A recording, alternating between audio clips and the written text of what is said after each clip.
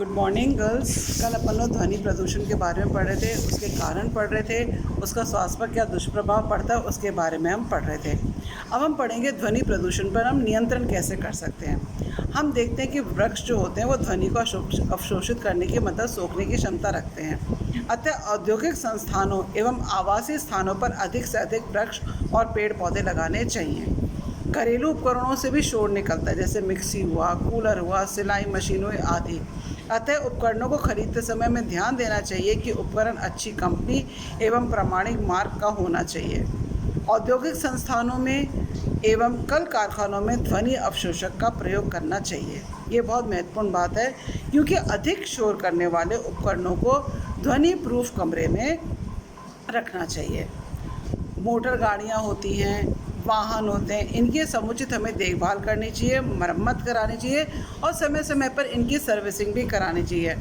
इनमें साइलेंसर का प्रयोग करना चाहिए ताकि कम से कम शोर हो, और अधिक शोर करने वाली जो मशीनें होती हैं उनके कलपुर्जों को बदल देना चाहिए। अब हम देखते हैं कि जो रेडियो होता है, टीवी होता है, टेप रिकॉर्डर होता है, इनकी अत्यधिक आवाज़ों को कम में सुनना चाहिए। जबकि हम देखते हैं लोग बहुत ज़ोर ज़ोर से चला के सुनते हैं, लेकिन इतनी ज़ोर से इनको चलाना नहीं चाहिए। घरेलू उपकरणों की देखभाल करनी चाहिए। जो भी हम घर में यूज़ करते हैं, जैसे मिक्सी हुई और फ्रिज हुआ, जो भी चीज़ें हैं जो कि शोर करती हैं, टीवी हुआ, इनकी देखभाल करनी चाहिए। तथा सिलाई मशीन में तेल भी अवश्य डालना चाहिए। घर में सिलाई मशीन यूज़ करते हैं, मिक्सी यूज़ करते हैं, कूलर यूज़ करते हैं, जो भी हम उपकरण यूज़ करते हैं उनका हमें देखभाल करनी चाहिए। सिलाई मशीन में तेल अवश्य डालना चाहिए, जिससे सिलाई करते समय कम शोर हो। अब अस्पताल हुआ, स्कूल हुआ, महाविद्यालय आदि स्थानों पर हॉर्न बजाना निषेध होना चाहिए। इनके आसपास बिल्कुल भी हॉर्न नहीं बजाना चाहिए, क्योंकि यहाँ पे शांति ज़रूरी होती है, और ऐसे में अगर कोई हॉर्न बजाता है तो दोषी व्यक्ति को सज़ा का प्रावधान भी होना चाहिए, क्योंकि यहाँ पे शांति बहुत ज़रूरी होती है।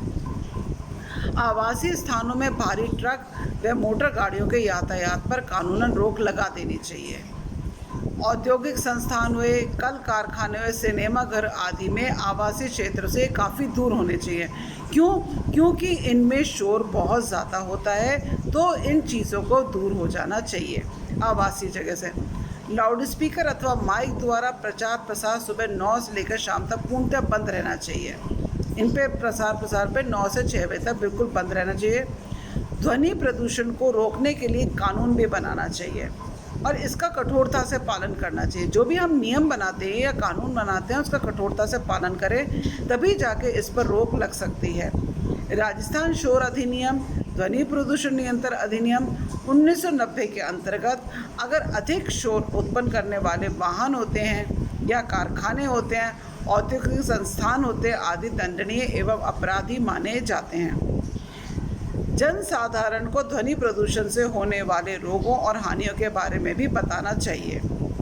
उन्हें शिक्षित करना चाहिए ताकि वे ध्वनि प्रदूषण के महत्व को समझ सकें, जिससे वे ध्वनि प्रदूषण को फैलने से रोकने में सहायता कर सकें। श्रमिक जो होते हैं, जो फैक्ट्री में कार्य करते हैं, उन्हें अपने कानों के इधर उधर ईयर प्लग लगाने की व्यवस्था करनी चाहिए और समय समय पर उनके स्वास्थ्य की भी जांच करनी चाहिए।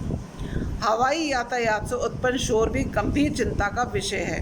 विभिन्न देशों में इस दिशा में कई सराहनीय प्रयत्न भी किए गए हैं। अनेकों अंतर्राष्ट्रीय हवाई अड्डों पर अधिकतम शोर सीमा निर्धारित की गई है। उदाहरणतः लंदन हवाई अड्डे पर तो देखा गया है कि रात्रि में 102 डेसिबल से अधिक शोर की मनाही है।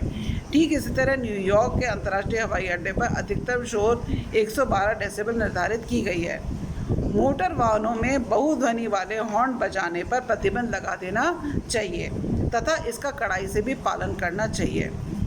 तो हम ये देखते हैं कि अगर इन ध्वनि प्रदूषण का हम पालन करते हैं तो हम इस पर नियंत्रण ला सकते हैं, क्योंकि ध्वनि प्रदूषण पर अगर नियंत्रण रहेगा तो हमारा वातावरण भी स्वच्छ रहेगा और मानव के ऊपर उसका पूरा प्रभाव नहीं पड़ेगा और ये मानव के लिए स्वास्थ्य हितकर है कि ध्वनि प्रदूषण का नियंत्रण होना चाहिए, क्योंकि आज के जीवन में बहुत चीज़ें ऐसी चल गई है, वाहन वगैरह आदि है जिनका कि प्रदूषण पर जो कि हमारे वातावरण को प्रभावित करते हैं और प्रदूषण फैलाते हैं। कई मोटर गाड़ियाँ ऐसे थे जिसमें कि धुआं निकलता है, कई हमारे ऐसे थे जिसमें, तो इसलिए हम कहते हैं कि अगर हम इन सब चीज़ों का रख रखाव सही तरीके से करेंगे तो हमारा वातावरण दूषित नहीं रहेगा।